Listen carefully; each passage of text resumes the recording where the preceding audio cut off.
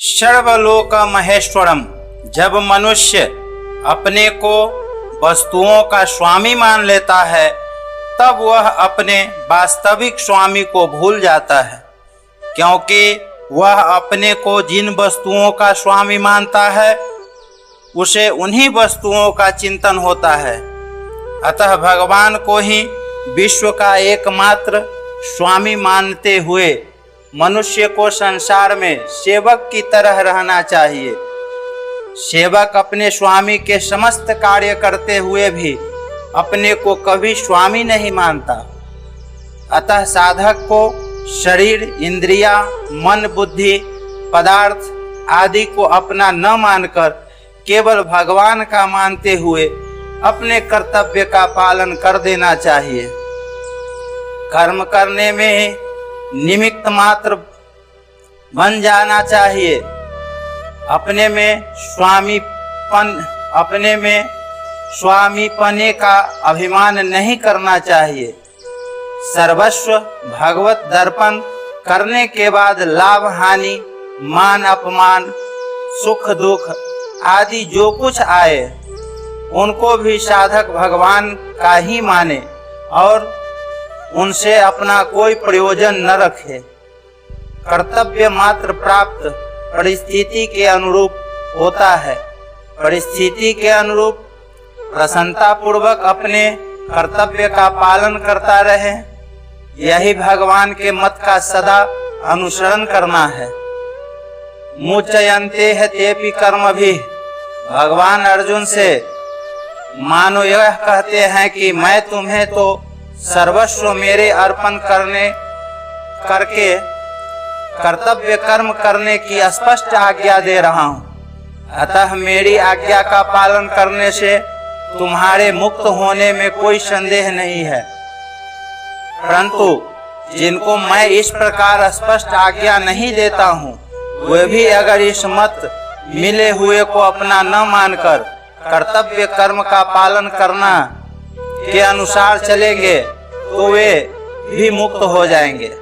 कारण कि यह मत ही ऐसा है कि चाहे मुझे माने या न माने, केवल इस मत का पालन करने से ही मनुष्य मुक्त हो जाता है।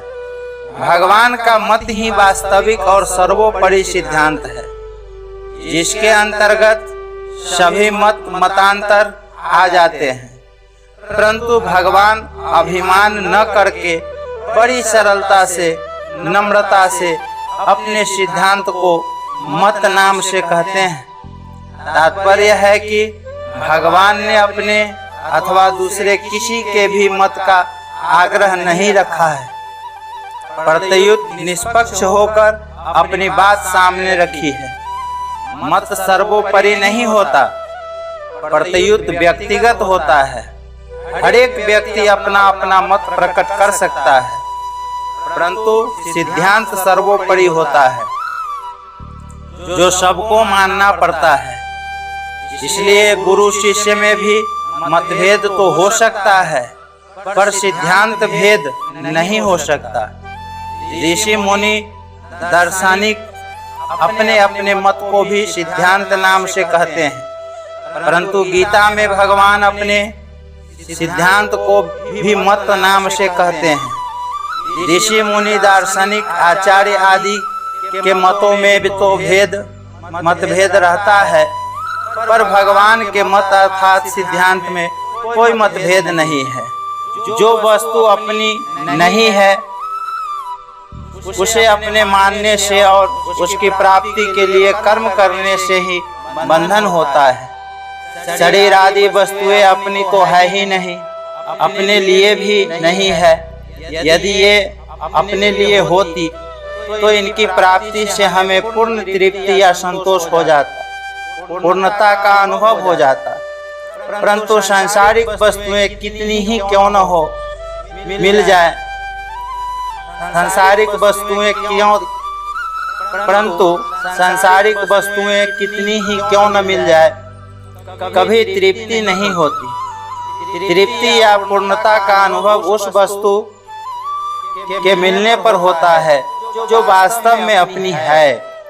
अपनी वास्तविक वस्तु के मिलने पर फिर स्वप्न में भी कुछ पाने की इच्छा नहीं रहती। जैसे संसार में सभी पुत्रवती स्त्रियां माताएं ही हैं, पर बालक को उन सभी माताओं के मिलने से संतोष नहीं होता, प्रत्युत अपनी माता के मिलने से ही संतोष होता है। इसी तरह जब तक और पाने की इच्छा रहती है, तब तक यही समझना चाहिए कि अपनी वस्तु मिली ही नहीं।